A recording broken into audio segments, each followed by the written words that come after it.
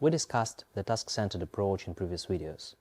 To follow this approach means to reveal in each phenomenon of professional life the tasks to be solved or the functions. Understanding of these functions allows professionals to make deliberate decisions rather than intuitive ones. And today we will talk about the principle of instrumentalism and its relation to learning. This principle is the other side of the task-centered approach. Why? If you formulate the problem, your attention will automatically focus on all the necessary instruments.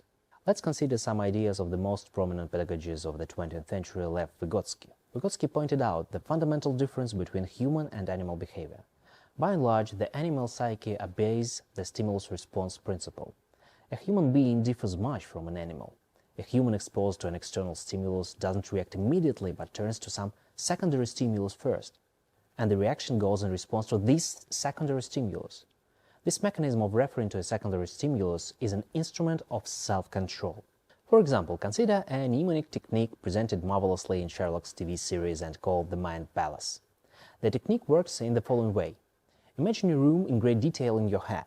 If we have to remember something, we mentally place it on a particular spot in the room. Then if we need to recall it, we first think of the room and the place where we put it, and then the object itself. The image of the room is the secondary stimulus. It helps us to remember quite long lists of things and recall them when needed. And what are the consequences of this Vygotsky principle? The first one is the correct understanding of what development and learning are. Here again we refer to another Vygotsky's idea, namely the zone of proximal development. According to Vygotsky, 3 zones characterize the degree of human development. The first one is a person's current development.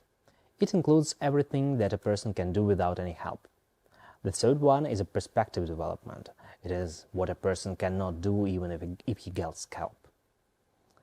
And between these two lies a zone of proximal development. It includes everything that a person can do only with some guidance. So learning means knowing how to do something that one could not do before. And development means mastering the instruments of solving a task.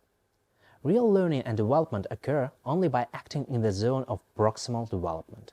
Let's take a down-to-earth example to make these seemingly abstract schemes clear. A novice athlete doesn't know how to use the latissimus dorsi correctly when doing pull-ups. The coach tells him how to solve this problem. The idea is to imagine that arms start at the elbows, and so does the movement itself. This image helps the athlete perform the movement correctly and use the right muscles. Thus, the image or representation of the movement offered by the coach is an instrument of solving the problem. The second consequence of the Vygotsky principle is that if students cannot do something, they lack the instruments. Therefore, it doesn't make any sense to ask students for a second attempt if the first one fails. They fail because they don't have an instrument and the teacher has to give it to them, or in other words, has to teach them. Similarly, parents have no reason to be annoyed when a toddler misbehaves because of a simple explanation. Toddlers misbehave because they lack mental instruments to control their behavior. Imagine a 2-year-old child. All the things around him influence his behavior. A doorknob makes him want to pull it. Food makes him want to put it in his mouth. A ball makes him want to kick it. How does a child overcome it? Through playing. The child imagines that the ball is a character and he shouldn't kick it. He should do something else. A game becomes his instrument of controlling self-behavior. You can consider different situations from this instrumental point of view. The instrument of solving a quadratic equation is the discriminant formula. The instrument to reduce the excitement before a speech is vigorous physical activity.